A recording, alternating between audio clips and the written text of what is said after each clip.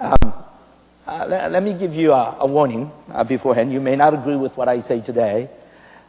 In fact, you may get offended by what I have to say. I'm saying it more from a prophetical point of view because I think we really need to hear this. Otherwise, we are going to be very apathetic and out of control. Not just for us, the Christians, the believers in Jesus Christ, the followers, but also the rest of the world. Thanksgiving was last week, and we're beginning the Advent season. And you know that the month of December is a very important month, and in many ways we have lost the essence of Christmas because the commercialism and all that things happen within this culture brings out the worst of what this season was meant to be.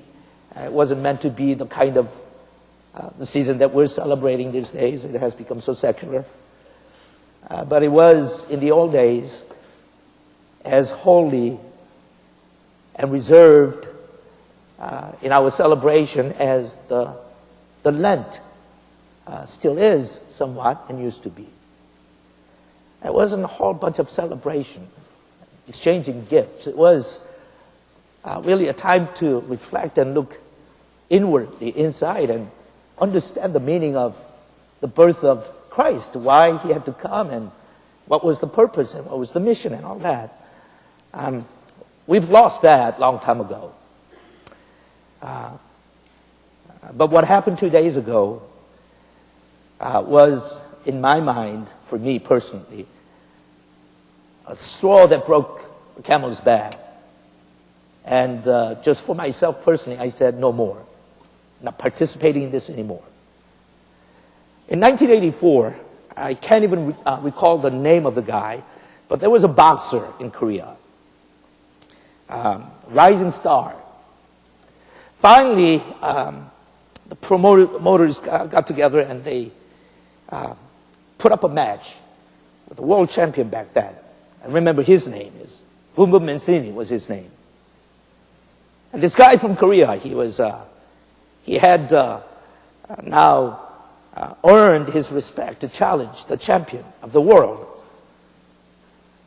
The boxing match was announced long ahead of time, and because I was born in Korea, I naturally have inherent interest in anything that represents Korea.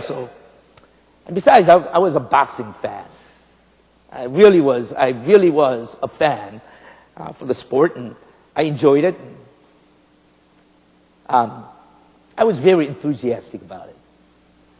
And just to hear a match between a Korean guy and an American, Boom Boom Mancini was an incredible boxer, so I took a personal interest in. On that Saturday, just like any of you, if you enjoy anything, the anticipation is sometimes better than the actual game. I was just full of this great anticipation. A wonderful boxing match. I remember that it was Saturday because back then I was serving another church, but I was in my office preparing for the message, and that's usually what I did on Saturdays. I would lock myself up in a small office there, and I would just work on my sermon and reflect and spend some quiet time. But even before I got there, I was all excited with anticipation of this great game. I found out the game was at 2 o'clock or 4 o'clock, I can't remember. But back then, they had a small fellowship hall under the building in the basement, right next to the kitchen. Didn't have all this, fantastic,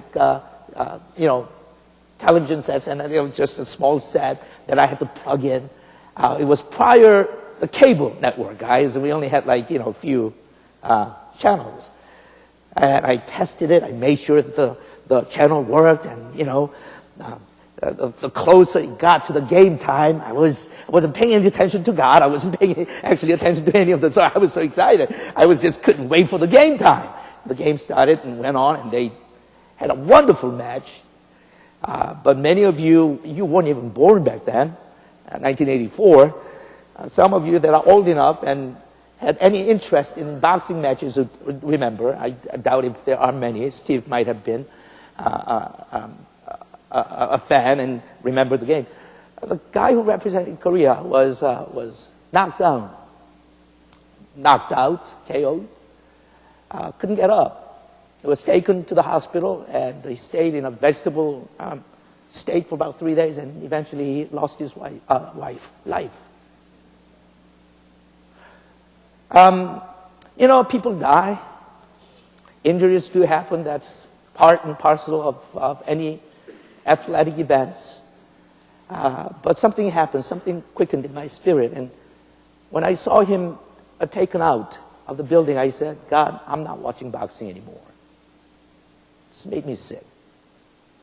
The fact that I was so excited, the fact that I look forward to this game so much, and watch two guys beat each other up, to the extent where a guy who was in his early 20s, raised by a single mother. A lot of analysts later analyzed that he died because he didn't really have enough stamina to compete at the level that he did. Later found out that he was poor and he ate a lot of ramen as his, staple. And I didn't have to find that out. On that day when he was carried out, I just said, God, something happened in my spirit. I said, I'm not watching this stupid game anymore. Now, I'm not saying you can't watch boxing games either. I'm not saying that. It's a personal story. But it was as if God was saying, son, do you have to watch this stupid game? Do you have to watch two men beat each other up? And did you so happen to get so excited and full of anticipation? Couldn't you have gotten excited about something else, much better, grander? Something more worthwhile? And on that day, I was all by myself. I didn't tell anybody, just in my spirit, I said, no more stupid boxing games. And I haven't watched one ever since. Some of you might have heard that in Nassau County, not far outside of New York City, on Black Friday, something happened.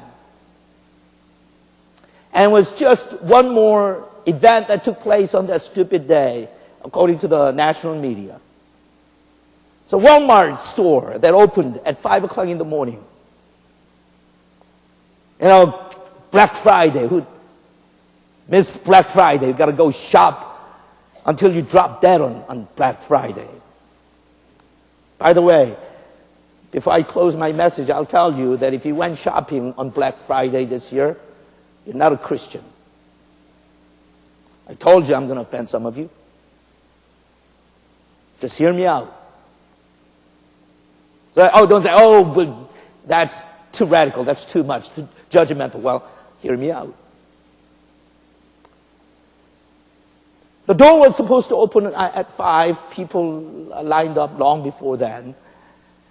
There was a guy who was a temporary worker who was hired on a temporary basis, 34-year-old, a young man, who saw this mob that was about to crush into the building, went out to tell them that they've got to wait another 5 minutes. Instead, as he opened the door a little bit, the mob just poured in and trampled this guy to death. There were 2,000 people, according to the news media, waiting for the store to open at 5. 2,000 of them rushed in at once. And this man was trampled to death by hundreds of people. They didn't care. They couldn't care less. Didn't stop. Other workers tried to protect him, cried out to this mad mob of 2,000 that somebody's dying, you got to be careful, stop. And they wouldn't listen. That, I could say, wow, that's, things like that can happen. In the past, things happen. When I know few incidents where people were trampled by other people. It was when there was a fire or some way, a train accident or something, and people had to